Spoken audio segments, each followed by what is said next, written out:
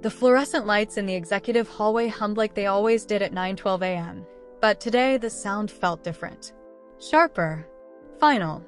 I was halfway to my office, the corner one with the view of the port cranes I'd watched for 23 years, when the glass door to the CEO suite swung open and Celia Harrington stepped out, tablet in hand, lips glossy, smile practiced. "Hi there," she said to no one in particular, loud enough for the floor to hear. "Tell me in the comments which country and city you're from." She was live on TikTok. In the hallway. At 9 in the morning. Then she saw me. "Avery," she said, voice dropping into that fake form register when they're about to fire me. "We need to talk. Now." No good morning. No eye contact after the camera went off. Just those 8 words. I followed her inside. The office still smelled faintly of the sandalwood candle William used to burn when he closed big deals. Now it smelled like vanilla diffuser and entitlement. She didn't sit. She stood behind the desk. My old desk, actually, the one I'd picked out in 2009 because the grain hid coffee rings, and tapped her tablet like she was deleting an app. "I'm going to have to let you go, Avery." Effective immediately. Just like that. Flat. No tremor. No respect for the 30 years I'd spent turning 2 laptops and a rented U-Haul into a $180 million company. I am Avery Langston. 53. Retired Lieutenant Colonel, U.S. Army Logistics Corps. Desert Storm, Iraq, Afghanistan. I have rerouted convoys under fire, fed 40,000 refugees in 72 hours with nothing but a satellite phone and a prayer, and once kept an entire port running in Manila after a Category 5 typhoon because I refused to let pallets sit in the rain. And now a 26-year-old who thinks supply chain is the name of a Beyoncé song was uninstalling me. I didn't sit either.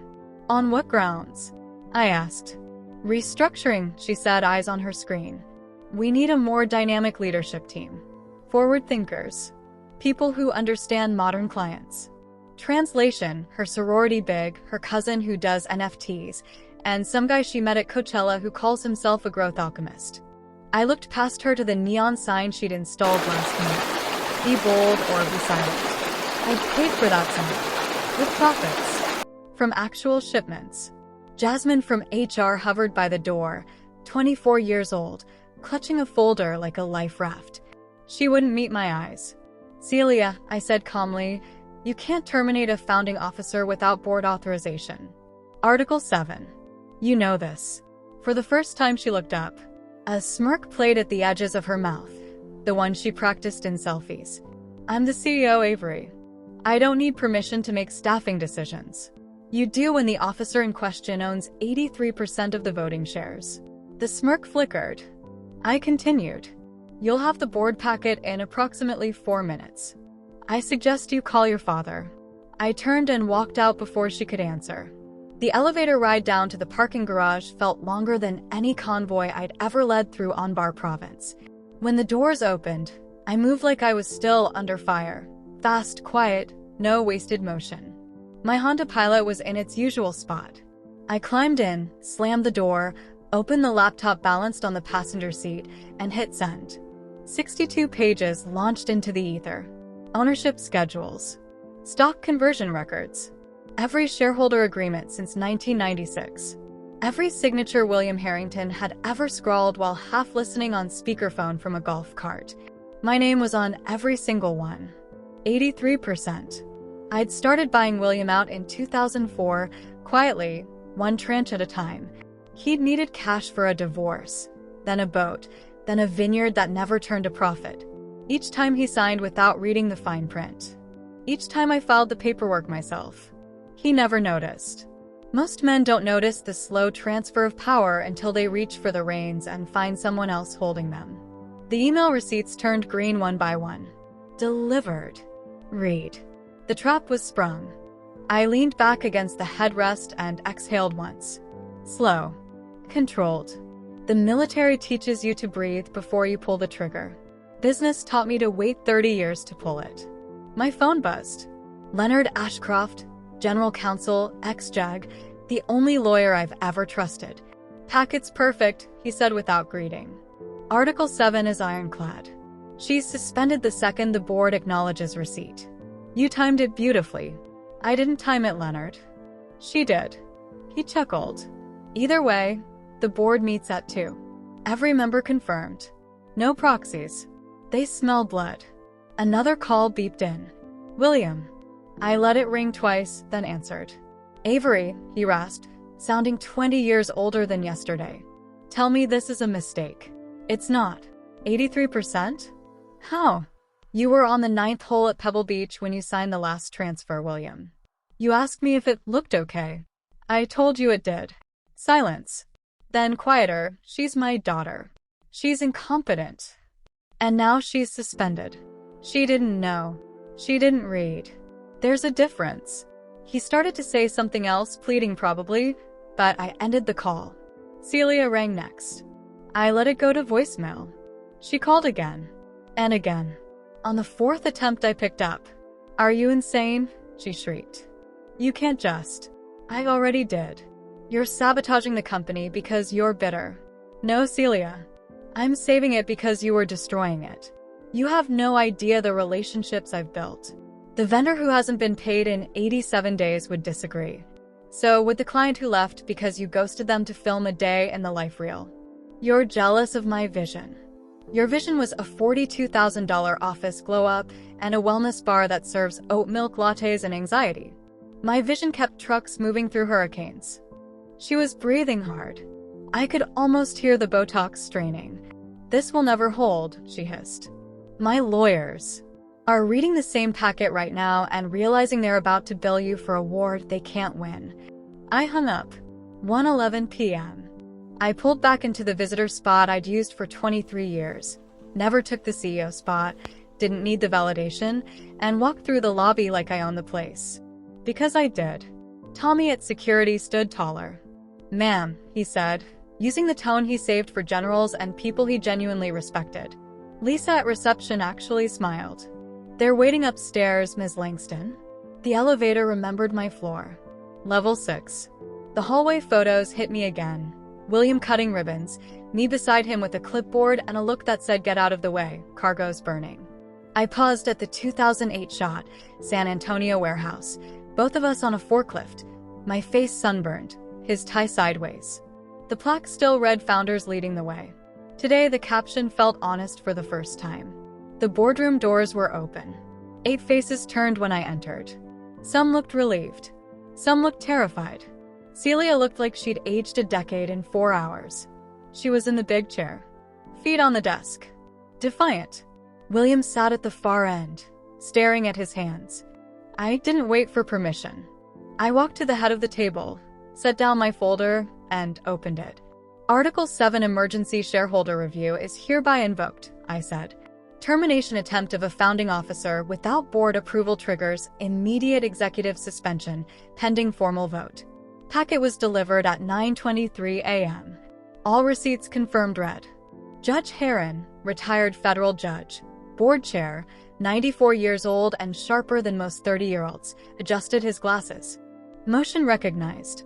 Legal has reviewed. Controlling ownership confirmed at 83.1%. Protocol is valid. Celia shot to her feet. This is a hostile takeover. No, I said. This is a hostile rescue. She spun toward the board. You're all going to let her do this? After everything my family. Your family, I cut in, hasn't run a single shipment in 15 years. Your father played golf. I ran the company. There's a difference. William wouldn't look up.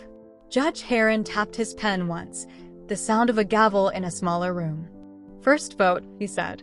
Reverse termination of Avery Langston and reinstate all privileges.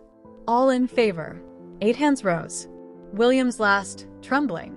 Opposed. Celia's hand shot up alone. Motion carries, Heron said. Ms. Langston is reinstated effective immediately. Celia opened her mouth. Nothing came out. Second vote, Heron continued without pause. Suspension of Celia Harrington as CEO pending full leadership review. 7 hands instantly. William abstained, eyes wet. Motion carries. Celia stared at her father. Daddy. He finally looked at her. I'm sorry, sweetheart.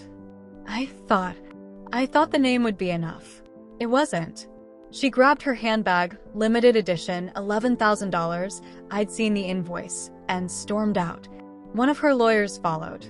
The other stayed behind, closed his briefcase, and quietly asked if he could keep his parking pass for the rest of the month.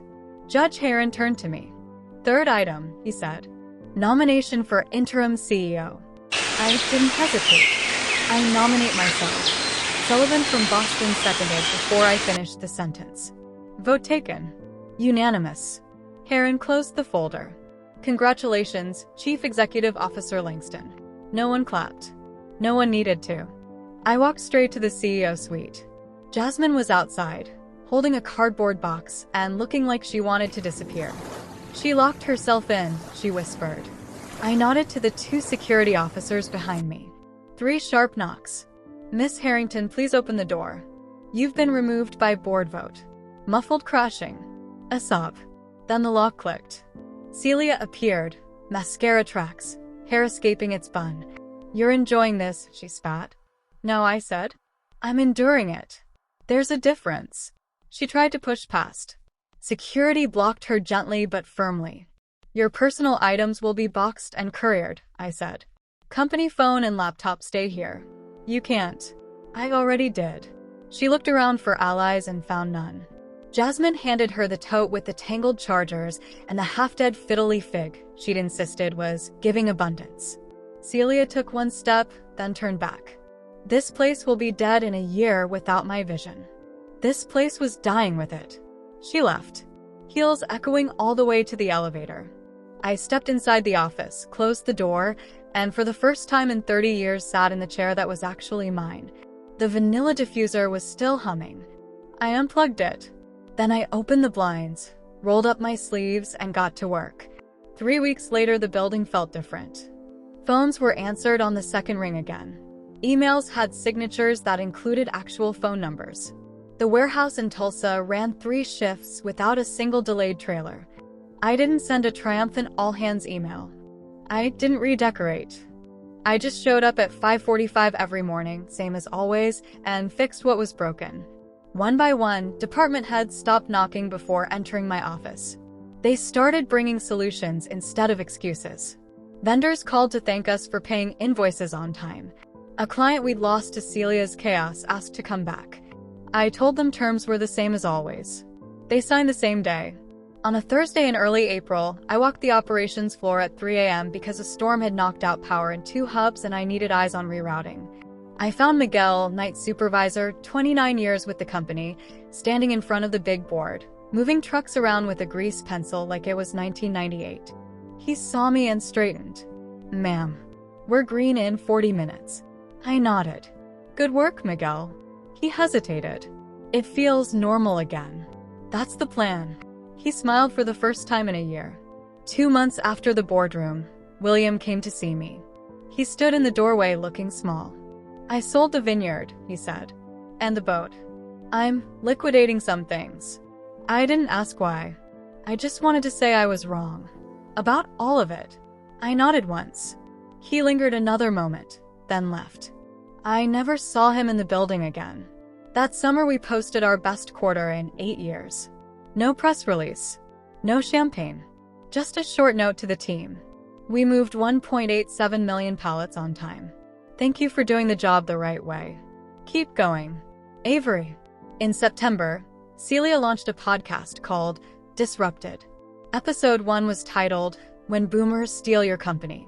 It had 3,200 downloads. We signed a contract with the Department of Defense that same week. 9 figures. Ironclad. I framed the first page and hung it where the neon sign used to be. Sometimes late at night, when the building is quiet and the port lights twinkle across the water, I walk the executive hallway and look at that old photo from San Antonio. William with the scissors. Me with the clipboard. I finally took a Sharpie and added 2 words beneath the plaque. Founders leading the way. One of us actually did. Then I go back to my office, open the next day's reports, and keep the engine running. Because real power doesn't announce itself with neon or TikTok lives. It just never stops moving.